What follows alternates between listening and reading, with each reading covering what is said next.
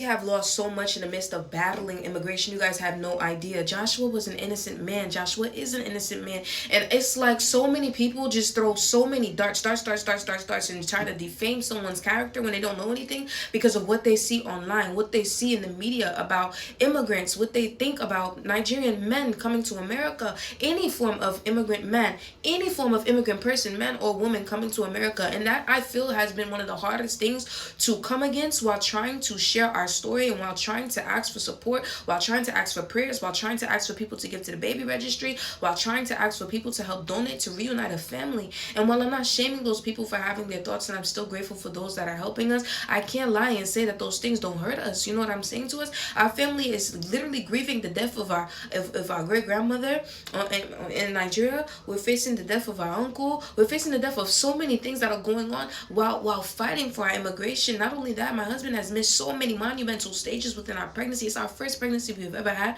You know, we've never had no children or nothing like that. And my husband wanted these children. You guys have no idea how bad my husband wants children. I want children as well, but you have no idea how bad my husband wanted children. And to see the pain in his eyes, to watch my husband get teary-eyed and cry, shed tears because he couldn't physically be there, but had to listen to a heartbeat over the phone, had to see everything through phone call, through via path, getting out communication services, just to be able to see what's going on, to not be able to hold my womb and pray over it, even though he has in the earlier stages before he was taken over 130 days ago. It's actually extremely frustrating. Being gone for majority of your wife's pregnancy, being gone while your wife is crying and grieving and in and out of the hospital, and you can't be there to hold her, watching your wife have to go back to a toxic household that you removed her from when you moved her into your own roof and shelter, having lost the roof that he has put me and our grandmother under, having to see our grandmother go back to Nigeria because she couldn't stay here in America because there was no one that can care for her. There was no room here. Having to see all those things, having to see my grandma go back to Nigeria.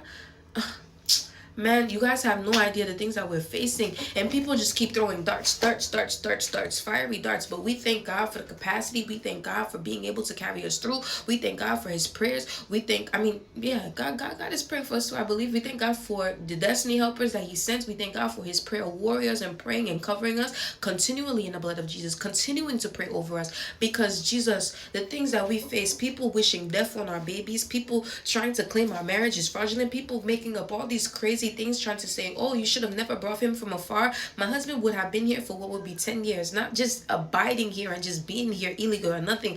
My husband legally entered, legally abided. He is my parents in Nigeria's firstborn son who came here. My parents in Nigeria have never even smelt American air, have never even touched American grass, have never even done anything regarding America, never been here, and took a leap of faith and sent their son legally to America on F1 student visa to pursue his dreams of, pursuing tech and being a basketball player. Not only that, when Joshua was here, not only did he just do that, he had a legal pathway to citizenship. He continued it righteously. He did not go marry somebody fraudulently. He did not go do anything. He did not scam people. He did not fall into the things that you guys like to say about immigrants. He did not do none of that. No gang activity, no nothing. Nonetheless, not even a ticket. Joshua has done nothing but try his best to honor God and try to do the best thing in the eyes of the law. That's what my husband did. He was a mentor for the youth. Do you know the dreams that my husband had? To be able to travel continually across and abroad, to take care of elderly, to take care of orphan children, and to take care of children who are in need of better homes. That's what my husband wanted to do. That's why he wanted to play ball.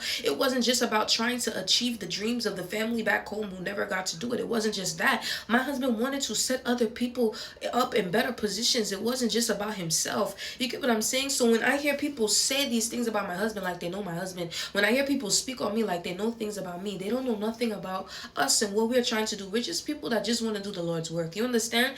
So I'm making this video to raise awareness, to vent, but also to ask the destiny helpers to make their way to the front. If you feel in your heart to give, if you feel in your heart to give to a baby registry, if you want my address, you know where to send clothes, because we have no money. We spent all our money on immigration fees trying to fight to bring an innocent man home. Literally, the people from DHS, USCIS, and all those things they're making, they would say to us, we have no idea why he's here. He's not even legally detainable. The people who are working at ICE are saying this. The people who are working with USCIS are saying this. Then why are you still holding my husband? Huh?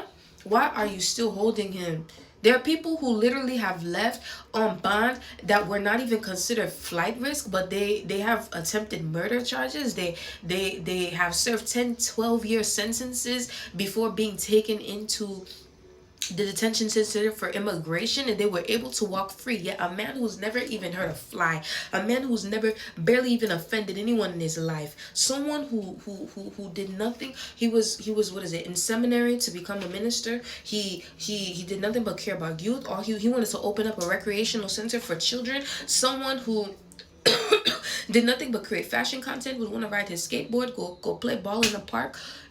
Someone who did nothing but just pray all day. Someone who would write me love songs and sing it on a guitar. Someone who just, someone like, do you get what I'm saying? Like, it's crazy to me. An actual good man that's facing trials and tribulations as though he's a guilty man. But there's always a story. There's always something greater at play. Our lives are not for ourselves. Our pain that we go through is not just for ourselves. It's to help other people. And not just that, our lives serve as a testimony to show God's glory. So whatever it is that God's saying, we just thank him and we continue to live our lives. But one thing I do want to ask and say is, please, if you feel in your heart to reunite a family, a young 20 in their 20s family who are expecting their first set of children, their twins, by the end of this year, knowing my husband's last court date is coming up, and this can change the entire trajectory of our lives. They can say they want to keep him or not in America, despite him having legally been here and having proper sponsorship.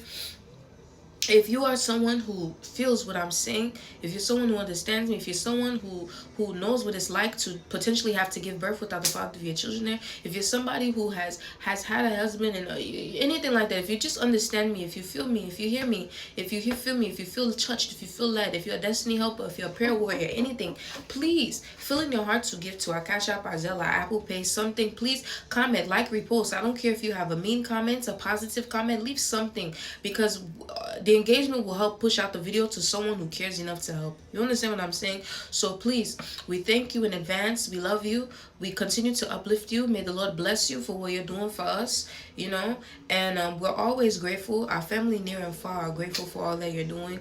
And I just ask that some people can be a little bit more compassionate, because you never know what people are going through behind the scenes. I almost miscarried how many times now, in and out of the hospital. I'm just now able to start looking healthier and to be able to get myself going. And even then, I still feel like I look crazy and a mess. But we thank God for the capacity. We thank God for grace. We thank God for mercy. We thank God for continuing to just give us another opportunity to be used as an instrument of his glory. But as always, if you do feel to give, please, we are trying to reunite ourselves. I don't care if I have to leave America. I will leave everything behind in America. I just need my passport. I don't have a passport.